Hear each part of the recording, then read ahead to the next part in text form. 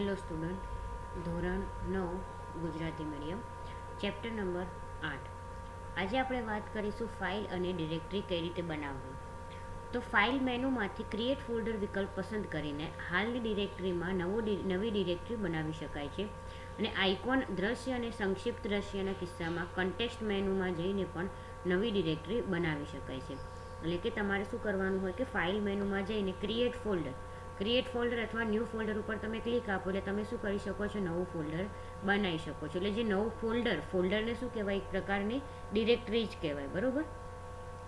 તો આ જ કાર્ય આપણે કીબોર્ડ પરથી શિફ્ટ કંટ્રોલ એન, આ ત્રણેય કી છે એ શોર્ટકટ કી છે. એટલે shift plus control plus N, આ ત્રણેય કી જે છે કીબોર્ડમાં એ તમે એક સાથે દબાવો, બરોબર, તો પણ એક નવી ડિરેક્ટરી શું થઈ જાય, ઓટોમેટિક ક્રિએટ થઈ જાય.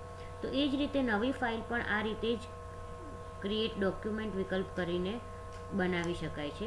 તો આ વિકલ્પ માત્ર નવી ટેક્સ્ટ ફાઇલ બનાવવા માટે જ ઉપયોગી હોય છે. એટલે કે નવી ફાઇલ બનાવીએ તો જ તમે આ શું કરી શકો, યુઝ કરી શકો. એટલે કે જે ક્રિએટ ડોક્યુમેન્ટ છે, શિફ્ટ કંટ્રોલ છે, કોઈ નવી ફાઇલ બનાવવી હોય તો જેમ.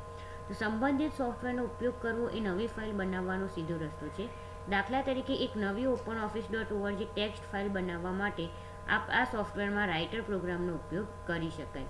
અને એ જ રીતે નવી ઇમેજ ફાઇલ બનાવવા માટે GIMP ઇમેજ એડિટરનો ઉપયોગ કરી શકાય. એટલે કે તમારે કોઈ નવી ફાઇલ બનાવવી હોય તો ઓપન ઓફિસ .org નામનું જે સોફ્ટવેર છે એને ઓપન કરીને તમે બનાવી શકો છો. પછી જે ફાઇલ અને ડિરેક્ટરી પસંદ કરવી. તો કોઈ પણ ફાઇલ કે આઇકોન પસંદ કરવા તેની પર એકવાર માઉસ ક્લિક કરીને પસંદ કરી શકાય છે. ધારો કે આ આટલી બધી ફાઇલ્સ છે, બરોબર.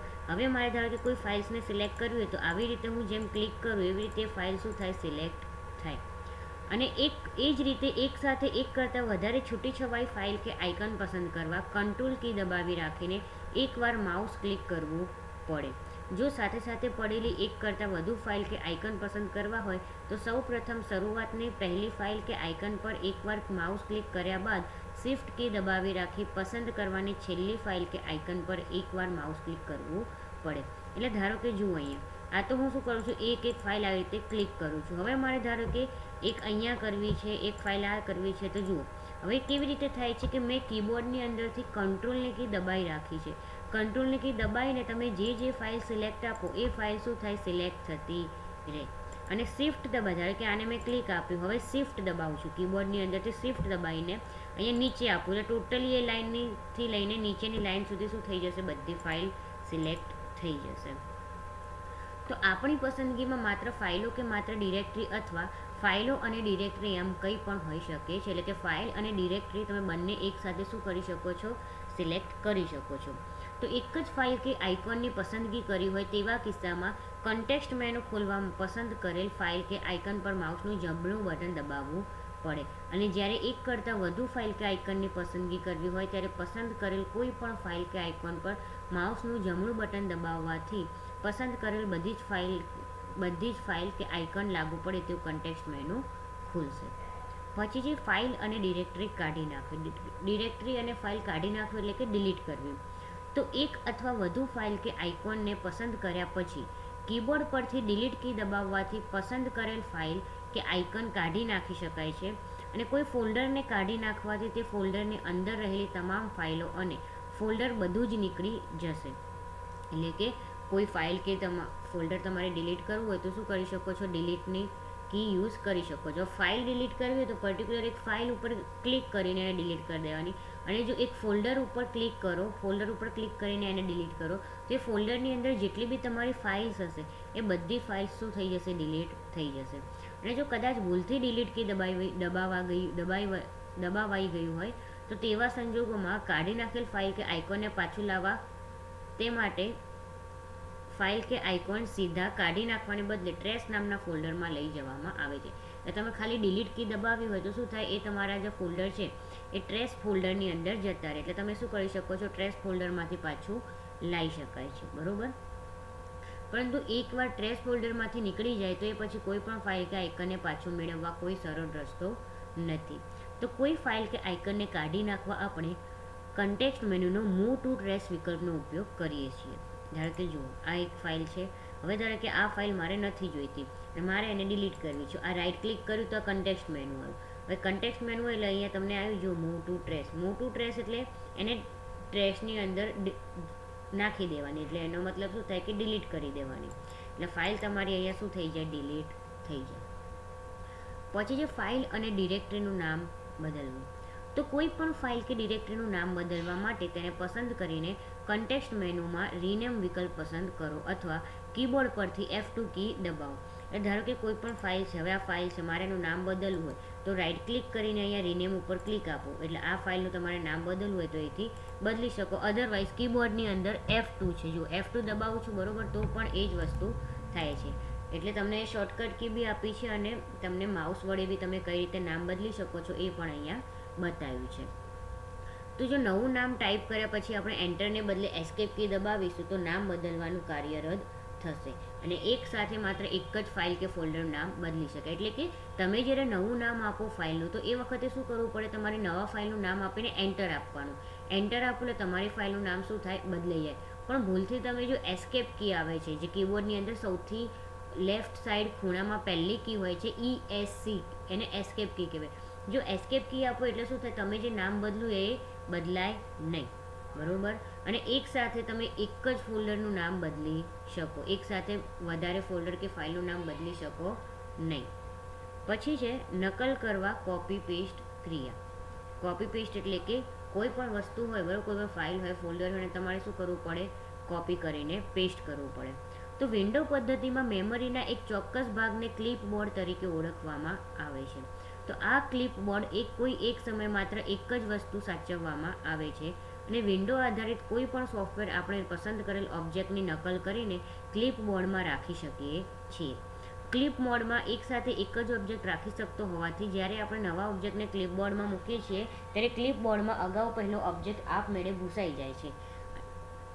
વિન્ડો આધારિત સોફ્ટવેર ક્લિપબોર્ડમાં પહેલા ઓબ્જેક્ટને ઉપાડીને તેની નકલ કરી શકે છે. જ્યારે કોઈ પ્રોગ્રામ ક્લિપબોર્ડની ઓબ્જેક્ટને ઉપાડીને પોતાના દસ્તાવેજમાં પેસ્ટ કરે છે ત્યારે તે ઓબ્જેક્ટની દસ્તાવેજમાં નકલ થઈ જાય છે.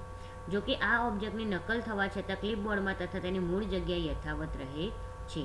તો આમ થતું હોવાને લીધે એકવાર ક્લિપબોર્ડમાં નકલ કર્યા પછી તે ઓબ્જેક્ટને અનેકવાર જુદી જુદી જગ્યાએ પેસ્ટ કરી શકાય છે. એટલે કે દર વખતે ઓબ્જેક્ટની નવી નકલનું સર્જન થાય છે.